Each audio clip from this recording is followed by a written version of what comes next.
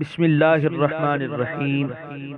اللہ کے نام سے شروع کرتا ہوں جو بہت ہی مہربان ہمیشہ رحم فرمانے والا ہے۔ سورہ اعراف آیت نمبر 11۔ وَلَقَدْ خَلَقْنَاكُمْ ثُمَّ صَوَّرْنَاكُمْ ثُمَّ قُلْنَا لِلْمَلَائِكَةِ اسْجُدُوا لِآدَمَ فَسَجَدُوا إِلَّا إِبْلِيسَ لَمْ يَكُن مِّنَ السَّاجِدِينَ۔ ترجمہ: اور بے شک ہم نے پیدا کیا تمہیں، پھر خاص شکل و صورت بنائی تمہاری، پھر حکم دیا ہم نے فرشتوں کو کہ سجدہ کرو آدم کو، تو انہوں نے سجدہ کیا سوائے ابلیس کے، نہ تھا وہ سجدہ کرنے والوں میں۔ سورہ اعراف آیت نمبر 11 کے پہلے حصے کی تفسیر۔ پہلے ان احسانات کا ذکر فرمایا جن سے ہماری زندگی وابستہ تھی، اب ہمیں اپنی تخلیق اور ان نوازشات کی طرف متوجہ کیا جن سے ہمیں اور ہمارے باپ ابو البشر آدم علیہ السلام کو سرفراز فرمایا گیا تھا۔ کلام میں ایک عقدہ حل طلب ہے۔ ارشاد ہے کہ ہم نے تمہیں پیدا فرمایا، پھر تمہیں دل فریب صورت بخشی، ثم قلنا للملائکہ، پھر ہم نے فرشتوں کو سجدے کا حکم دیا، حالانکہ ہماری تخلیق اور تصویر سے پہلے آدم علیہ السلام کو سجدہ کرنے کا حکم دیا گیا تھا۔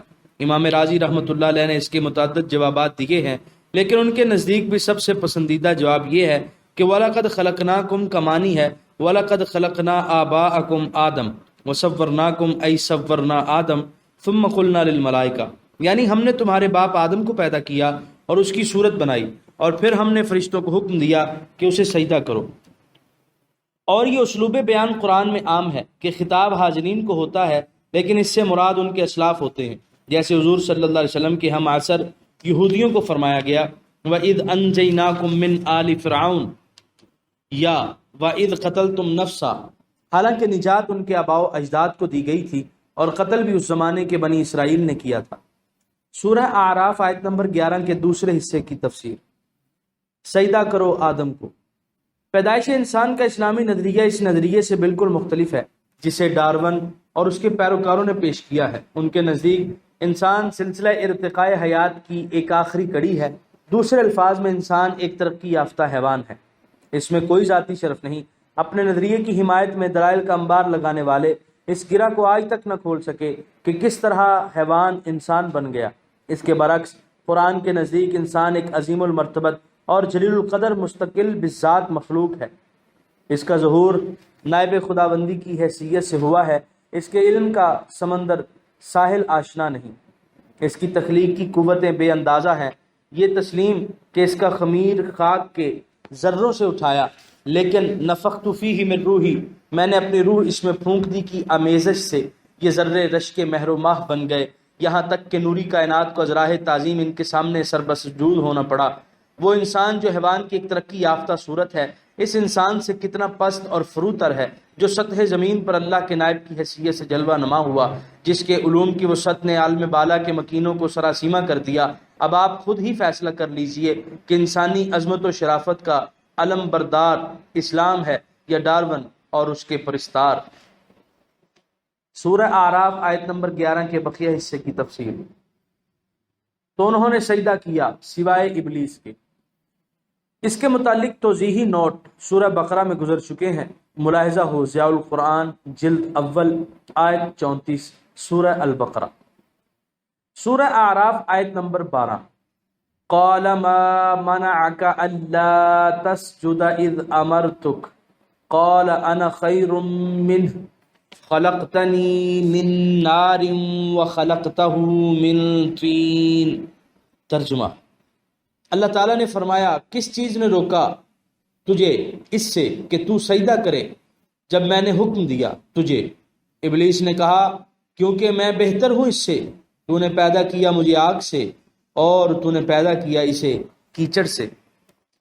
سورہ اعراف آیت نمبر 12 کی تفسیر۔ بسا اوقات کسی چیز کی قدر و قیمت کا اندازہ لگاتے وقت اس کی ظاہری شکل و صورت کو ہی پیش نظر رکھا جاتا ہے اور اس کے جوہر ذاتی سے قطع نظر کر لی جاتی ہے۔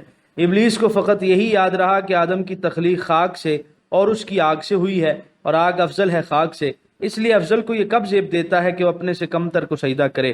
اس نادان کو یہ سمجھ نہ آئی کہ آدم کے سر پر تو خلافت عرضی کا تاج ہے، اس کا دل وہ آئینہ ہے جس میں آفتاب حقیقت کی کرنیں نور افشاں ہیں۔ نفخت فیہ من روحی کا سر نہاں اس سے اوجھل رہا، اسے یہ بھی نہ سوجھی کہ جب نور سجدہ کناں ہے تو نار کو سجدہ کرنے میں تامل کیوں ہو۔ بعض لوگ حضور رحمت للعالمین صلاۃ اللہ وسلامہ علیہ کی ظاہری بشریت میں یوں کھو کر رہ جاتے ہیں کہ حقیقت محمدیہ کی جلوہ سامانیوں کو ان کی آنکھ نہیں دیکھ سکتی۔ دل بینا بھی کر خدا سے طلب، آنکھ کا نور دل کا نور نہیں۔ اور یہ بھی اس کی سراپا غلط فہمی تھی کہ آگ خاک سے افضل ہے، حالانکہ اپنی صفات و خاصیات کے اعتبار سے جو رفعت خاک کو حاصل ہے وہ آگ کو نصیب نہیں۔ متانت و وقار، حلم و صبر خاک کے خواص ہیں، اس کے برعکس تیش و تیزی، غرور اور ارتفاع آگ کے لوازم ہیں۔ اسی وجہ سے آدم سے لغزش ہوئی تو فوراً نادم ہو کر تائب ہوئے اور مقام قرب پر فائز ہوئے۔ ثم اجتباہ ربہ فتاب علیہ وہدا، اور ابلیس سے نافرمانی ہوئی تو وہ اس پر اڑ گیا اور ابدی شقاوت کا شکار ہو گیا۔ سورہ اعراف آیت نمبر 13۔ قال فاہبط منها فما يكون لك ان تتکبر فیها فاخرج انک من الصاغرین۔ ترجمہ، اللہ تعالیٰ نے فرمایا اتر جاؤ یہاں سے، مناسب نہیں ہے تیرے لیے کہ تو غرور کرے یہاں رہتے ہوئے، پس نکل جا، بے شک تو ذلیلوں میں سے ہے۔ سورہ اعراف آیت نمبر 13 کے پہلے حصے کی تفسیر۔ نکل جاؤ، ہماری بارگاہ قرب و رحمت میں صرف ان کے لیے جگہ ہے جو ہمارے ہر حکم کے سامنے صرف گندہ ہوں۔ اکڑی ہوئی گردن والوں کا یہاں کیا کام؟ حضرت ابن مسعود رضی اللہ عنہ فرماتے ہیں کہ رسول اکرم صلی اللہ علیہ وسلم نے ارشاد فرمایا، یعنی جس کے دل میں رائی کے دانے جتنا غرور ہوگا اس پر جنت کے دروازے بند ہوں گے۔ سورہ اعراف آیت نمبر 13 کے بقیہ حصے کی تفسیر۔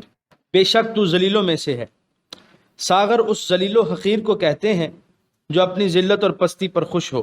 اس سے معلوم ہوا کہ اللہ تعالیٰ کا نافرمان ذلیل و حقیر ہوتا ہے۔ شیطان کس مقام عزت پر فائز تھا، اور جب حکم الہی سے سرتابی کی تو ذلت اور رسوائی کی پستیوں میں پھینک دیا گیا۔ سورہ اعراف آیت نمبر 14۔ قال انذرنی الی یوم یبعثون۔ ترجمہ، بولا مہلت دے مجھے اس دن تک جب لوگ قبروں سے اٹھائے جائیں گے۔ سورہ اعراف آیت نمبر 14 کی تفسیر۔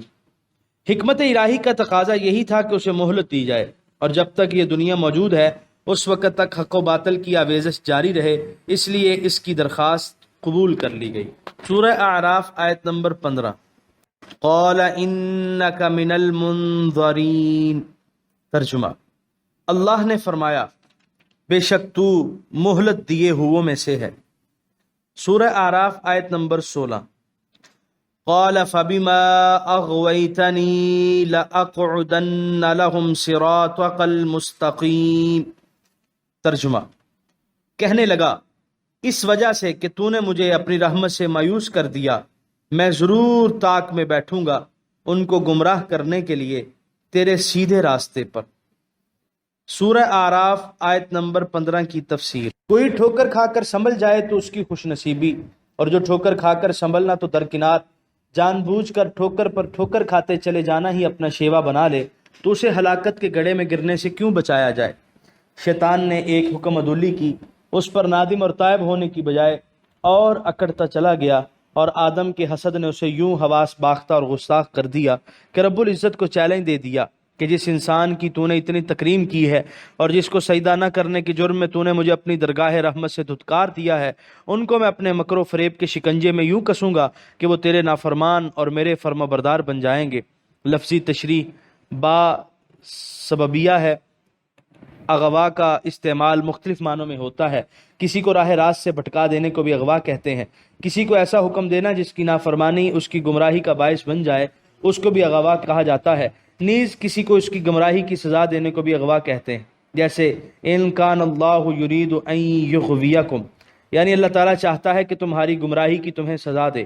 اس آیت میں آخری دو معنی مراد ہو سکتے ہیں، کیونکہ اللہ تعالیٰ نے شیطان کو سجدہ نہ کرنے کا حکم نہیں دیا تھا بلکہ سجدہ کرنے کا حکم دیا تھا، لیکن چونکہ اس حکم سے سرتابی شیطان کی گمراہی کا سبب بن گئی، اس لیے اغویتنی کے لفظ سے تعبیر کیا جو لفظ اغوا کا دوسرا معنی ہے۔ یہ آدم کو سجدہ نہ کرنے کی سزا میں اسے جنت سے نکال دیا گیا تھا، اس لیے یہ لفظ استعمال کیا جو اس کا تیسرا معنی ہے۔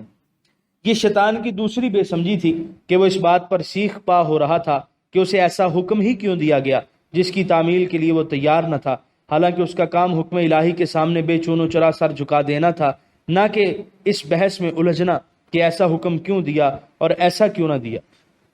علامہ قرطبی نے اغوا کے دو مزید معنی مایوس کرنا اور ہلاک کرنا بھی بیان کیے ہیں۔ ترجمے میں نے علامہ قرطبی کے بیان کردہ پہلے معنی کو ہی اختیار کیا ہے۔ ابلیس کی بے باکی اور گستاخی سے یہ بھی بعید نہیں ہے کہ وہ اپنی غلطی کا الزام اللہ تعالیٰ پر لگا رہا ہو کہ تو نے مجھے گمراہ کیا، جیسے شریر مجرموں کا دستور ہے۔ سورہ اعراف آیت نمبر 17۔ ثم لآتینہم من بین ایدیہم ومن خلفہم وعن ایمانہم وعن شمائلہم ولا تجد اکثرہم شاکرین۔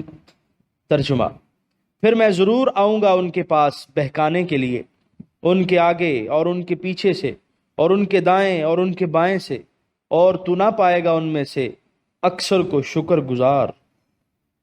سورہ اعراف آیت نمبر 17 کی تفسیر، یعنی میں اولاد آدم کو راہ راست سے بھٹکانے کی ہر ممکن کوشش کروں گا، انہیں ہر سمت سے اپنے گھیرے میں لے لوں گا، شکوک و شبہات کے کانٹے چبھاؤں گا، ان کے سامنے نیکی کے راستے میں سد سکندری بن کر کھڑا ہو جاؤں گا، اور اگر یہ کوئی نیکی کر بیٹھیں گے تو اس میں ریا کی زہر گھولنے کی صحیح کروں گا، غرض یہ کہ اپنی طرف سے کوئی دقیقہ فروگزاشت نہ کروں گا۔ سورہ اعراف آیت نمبر 18۔ قال اخرج منها مذءوما مدحورا لمن تبعك منهم لأملأن جہنم منكم اجمعین۔ ترجمہ، فرمایا نکل جا یہاں سے ذلیل اور راندہ ہوا، جس کسی نے پیروی کی تیری ان سے تو یقیناً میں بھر دوں گا جہنم کو تم سب سے۔ سورہ اعراف آیت نمبر 18 کی تفسیر، مذعوم اور مذموم دونوں ہم معنی ہیں۔ سورہ اعراف آیت نمبر 19۔ وَيَا آدَمُ اسْكُنْ أَنْتَ وَزَوْجُكَ الْجَنَّةَ فَكُلَا مِنْ حَيْثُ شِئْتُمَا وَلَا تَقْرَبَا هَذِهِ الشَّجَرَةَ فَتَكُونَا مِنَ الظَّالِمِينَ۔ ترجمہ، اور اے آدم رہو تم اور تمہاری بیوی جنت میں، اور کھاؤ جہاں سے چاہو، اور مت نزدیک جانا اس خاص درخت کے، ورنہ تم دونوں ہو جاؤ گے اپنا نقصان کرنے والوں سے۔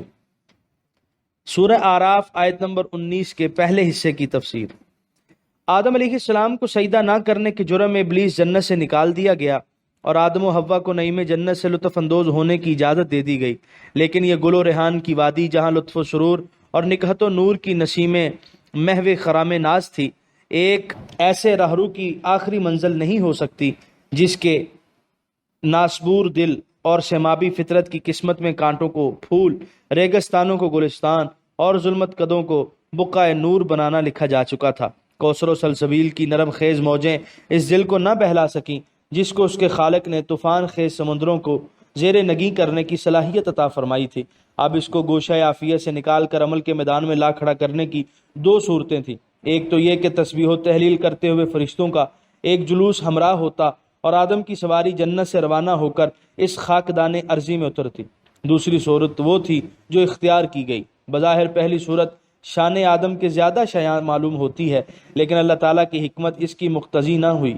اس طرح بے شک آپ ناز و نعمت اور عزت و جاہ کے مظہر بن کر تو ظاہر ہوتے، لیکن سوز عشق، درد فراق، آتش شوق، نیاز مندی اور نالہ و زاری کے بلند، لطیف اور پاکیزہ جذبات سے آپ کے دل کی دنیا نہ آشنا رہتی، اور قرب و رجا کا وہ مقام جو محض عز و انکساری، گریہ و زاری، دل کی بے چینی اور روح کی بے قراری کے عوض بخشا جاتا ہے، وہاں تک آپ کی رسائی نہ ہوتی۔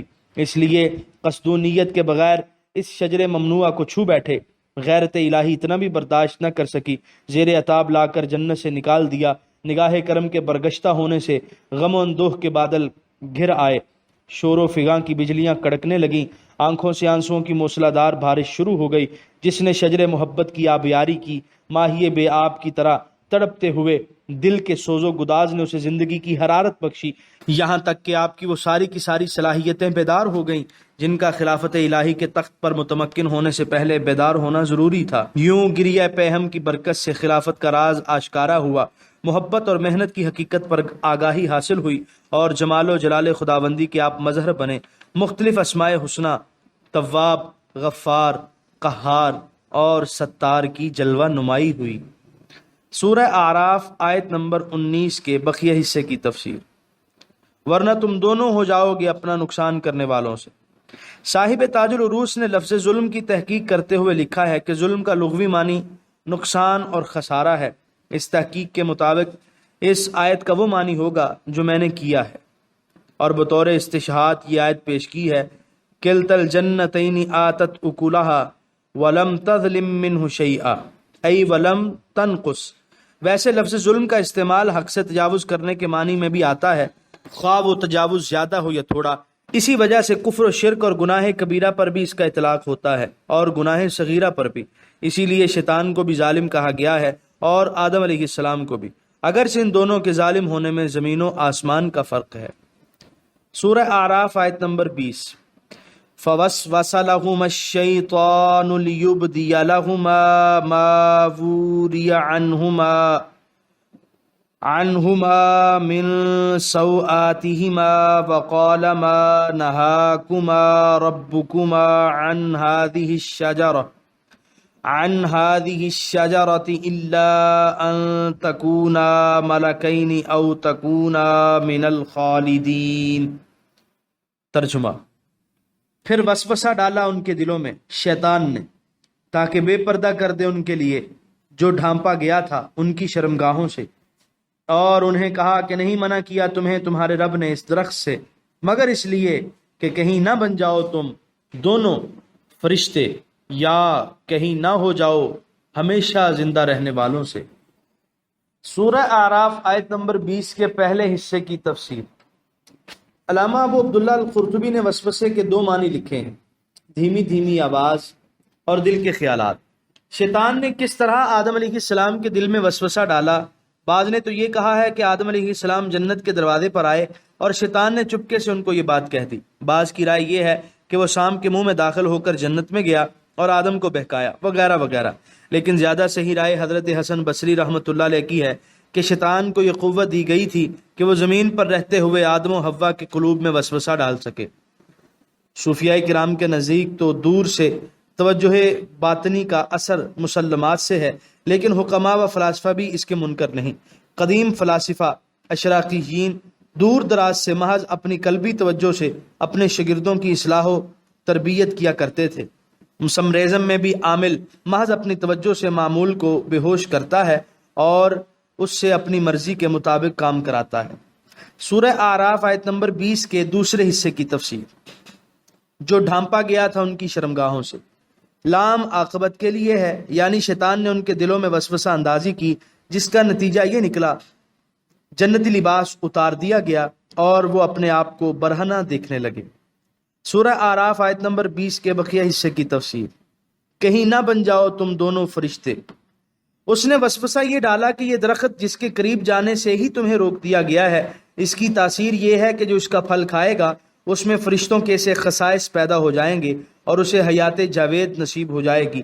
یہاں یہ بات غور طلب ہے کہ جب آپ مسجود ملائک تھے تو آپ کے دل میں اپنے سے فروت اور مخلوق بننے کا شوق کیسے پیدا ہوا؟ اس کی وجہ یہ بیان کی گئی ہے کہ کیونکہ آپ کو علم تھا کہ فرشتے زندہ و جاوید ہیں، اس لیے آپ کے دل میں بھی ہمیشہ زندہ رہنے کی آرزو پیدا ہوئی۔ بعض لوگوں نے شاید سے یہ استدلال کیا ہے کہ ملائکہ انبیاء سے افضل ہیں۔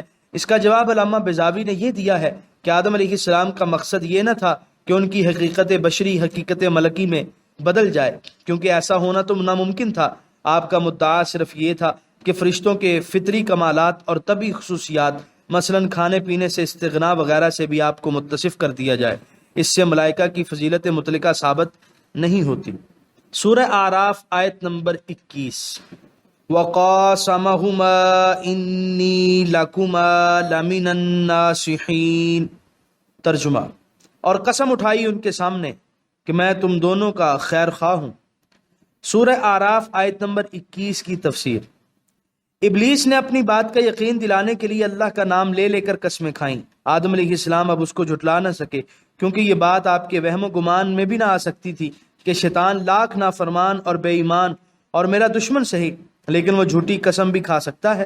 کریم الفطرت انسان کا اپنی پاک نفسی کے باعث کسی عیار کے مکر و فریب میں آ جانا کوئی مشکل بات نہیں۔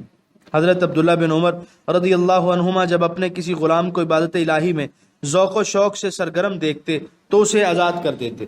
چنانچہ آپ کے اکثر غلام اپنے آپ کو آزاد کرانے کے لیے لمبی لمبی نمازیں پڑھا کرتے اور آپ حسب عادت انہیں آزاد کر دیتے۔ آپ کو عرض کی گئی کہ آپ کے غلاموں کی یہ عبادتیں اللہ کی رضا کے لیے نہیں بلکہ آپ کو فریب دینے کے لیے ہیں، تو آپ فرماتے جو ہمیں اللہ کے نام سے دھوکہ دیتا ہے ہم اس کے دھوکے میں آنے کے لیے تیار ہیں۔ سورہ اعراف آیت نمبر 22۔ فَدَلَّاهُمَا بِغُرُورٍ فَلَمَّا ذَاقَا الشَّجَرَةَ بَدَتْ لَهُمَا سَوْآتُهُمَا وَطَفِقَا يَخْصِفَانِ عَلَيْهِمَا مِنْ وَرَقِ الْجَنَّةِ وَنَادَاهُمَا رَبُّهُمَا أَلَمْ أَنْهَكُمَا عَنْ تِلْكُمَا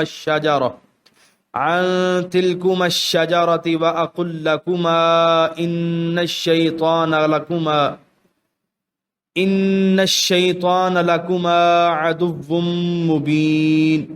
ترجمہ: پس شیطان نے نیچے گرا دیا ان کو دھوکے سے، پھر جب دونوں نے چکھ لیا درخت سے تو ظاہر ہو گئیں ان پر ان کی شرمگاہیں، اور چپٹانے لگ گئے اپنے بدن پر جنت کے پتے، اور ندا دی انہیں ان کے رب نے، کیا نہیں منع کیا تھا میں نے تمہیں اس درخت سے، اور کیا نہ فرمایا تھا تمہیں کہ بلا شبہ شیطان تمہارا کھلا ہوا دشمن ہے۔ سورہ اعراف آیت نمبر 22 کی تفسیر۔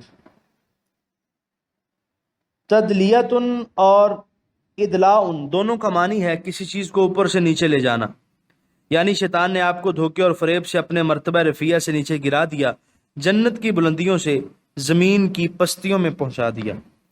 سورہ اعراف آیت نمبر 23۔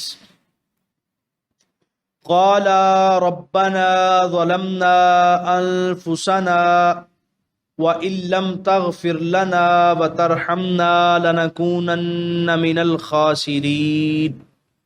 ترجمہ: دونوں نے عرض کیا ہے ہمارے پروردگار، ہم نے ظلم کیا اپنی جانوں پر، اور اگر نہ بخشش فرمائے تو ہمارے لیے اور نہ رحم فرمائے ہم پر تو یقیناً ہم نقصان اٹھانے والوں سے ہو جائیں گے۔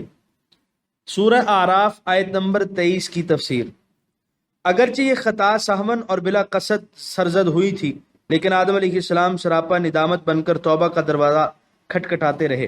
کاملین کا یہی شیوہ ہے کہ معمولی سی خطا پر بھی کانپ اٹھتے ہیں اور آنسوؤں کے دریا بہا دیتے ہیں، اور اپنی عمر بھر کی باتوں اور ریاضتوں کو پرکاہ کی اہمیت بھی نہیں دیتے، بلکہ اپنے رب کریم کے دامن رحمت میں ہی پناہ تلاش کرتے ہیں۔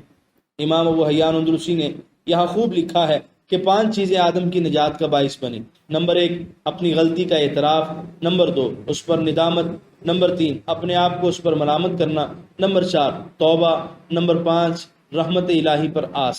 اور 5 چیزیں شیطان کی تباہی کا باعث بنی۔ نمبر 1 اپنے جرم کو تسلیم نہ کرنا، نمبر 2 نادم نہ ہونا، نمبر 3 ارتکاب جرم پر اپنے آپ کو ملامت نہ کرنا بلکہ اس کے صادر ہونے کی نسبت اللہ تعالیٰ کی طرف کر دینا، فَبِمَا أَغْوَيْتَنِي، نمبر 4 توبہ نہ کرنا، نمبر 5 رحمت الہی سے مایوس ہو جانا۔